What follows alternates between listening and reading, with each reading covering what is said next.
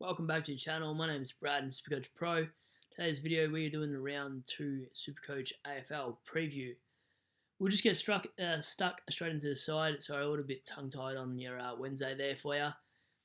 So Jack Crisp and Ryan are a little bit of a concern here. I'll be watching both games pretty closely just to see what their role is, because they could be on the chopping block next week if they underperform. So it's something to consider next week, but probably not this week. The rest of the backline's okay. Whitfield might not get up, so I'm a little bit concerned about that. Rumours are he is not in this week for a groin problem, perhaps. I'm hoping they're just whispers because nothing's too official yet. And good news too, Hewitt will get the role this week as Chera is out this week, if you don't know. It's just been announced that he won't be playing, but Sam Walsh will be. So Hewitt should get the centre bounces we're looking for this week. And yeah, next week will be interesting once Chera actually comes back, what his scores will be from round 3 onwards. So let's see how that goes. McCartan over Hinge for mine this week. If you're debating which one you want to pick, I'd go McCartan. I just think he's got a better role. Looks more confident in his role as well. And obviously, DeConning's out with concussion, so I'll probably use him as my loophole captain if Jackson McRae goes off tomorrow night. If he scores over 125, I'll probably just take it and play it safe. Took Miller, Dunkley, Neal, and Rao all in that midfield there. I'm really confident that they will go big. Captaining Neal if McRae doesn't perform. I think he's got pretty good history against the Bombers there. Jared Berry's a little bit interesting for mine. I tried to look at some footage on KO to see where he got injured. I couldn't really find it. I watched bits and pieces of the game. A little bit concerning because if you've never hurt your shoulder in footy or just in general, it's sort of a hard one to explain. But if you cop another niggle, you definitely sore for that day. So I kind of feel like he could be risk at getting subbed out of the game at half time if he cops another knock. He was already heavily taped on that game last week. So it's concerning. Do we field Dill Stevenson instead against the Cats there? It's sort of a flip of a coin. Berry could go off, but he could also go really bad. And I'm just not going to field Ward this week. I think he's a little bit unproven with Mitchell in that side. I should have seen that score coming because obviously they had a few midfielders not playing against the Richmond Pracky game. So I'm sure he'll come good at some point. It's just I need to build more trust in him before fielding him.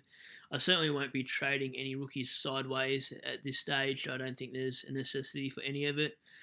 I got all the rookies right that I wanted anyway. So that's pretty much the midfield. Pretty self-explanatory anyway with these two boys too, Horn Francis and Dacos. You're obviously just going to field them every day until they make enough cash to grab a primo.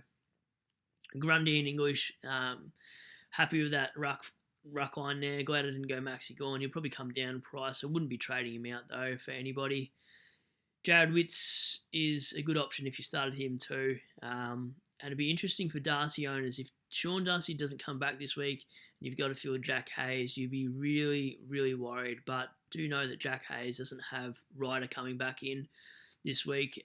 Ryder will be playing VFL minutes. So until Ryder comes back, I'll be fielding Hayes over McGovern and Brodie for now. And if Sean Darcy's definitely not playing, I'm 100% fielding Hayes against Meek and whoever else they use up in that ruck line at Freo.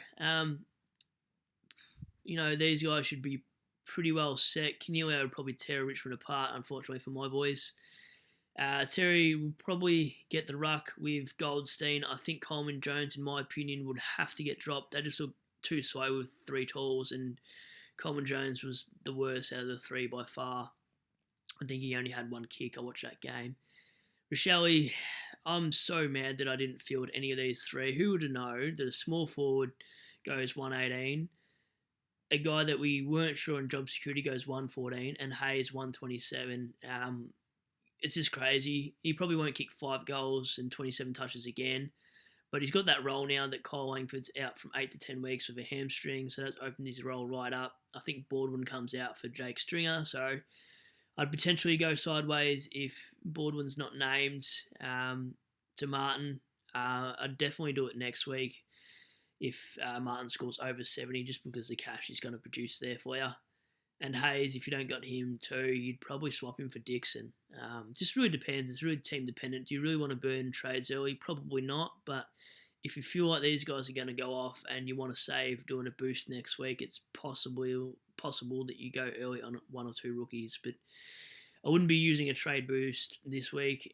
It's 1 week. Don't be too reactionary with your trades, especially your primos. Just back them in for 1 more week. Obviously, I'll be looking at these 3 guys just to see what their role is.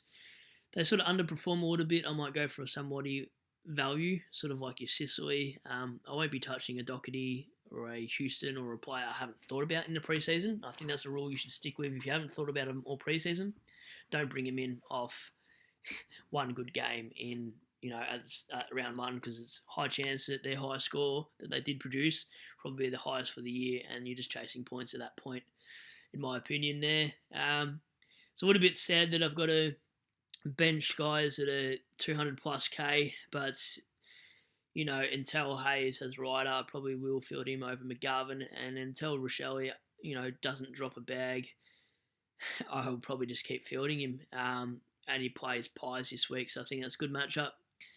Play Brisbane at Marvel, I think that's still a decent role there for him. And Hayes plays Freo, so I think it's not bad. Dogs, do they kick straight? If they don't kick straight, McGovern could find a lot of kick-out duties there. I'm really unsure. Will Brodie's time on ground's a little bit worrying, especially if 5 comes back. Does he get dropped just because it's a like-for-like in the midfield replacement? So I'm sort of hoping I get Dixon as Oipol this week. I didn't want to start Oipol. I could have banked an extra 45 points by starting Oip, but I didn't think it was a long-term solution. I thought it'd be good for the short term, but then I'd be 1 short rookie. And I didn't want to pay up for a Ruckman rookie that was over 102k. So I think he's the perfect swing for Hayes. That's the only reason why I had to put Dixon in the forward line, because I had Hayes stuck here. So I was like, damn it, I've actually got to use Dixon here and not be able to bank Martin's score. So big scores this week. I think it was only purely because the rookie is, so don't be too concerned if you didn't score massive. It's only 1 round. I think by sort of round 10 or 11, you get a better idea of where you are in terms of trades, in terms of how many primos you got on your side. So don't be panicking just yet. Give yourself a couple months and you'll know where you're at by then anyway, I'm sure. Just a lot of it does come down to luck, so don't kick yourself too much. Anyway, that's the end of the video, and I'll catch you guys on the round 2 review Sunday night or possibly Monday morning whenever I get a chance to upload it. Hopefully you guys do well. If you have any questions about vice captain and captain options or even fieldable rookies, I'm more than happy to answer them in the comments below. Have a good one and go Tigers.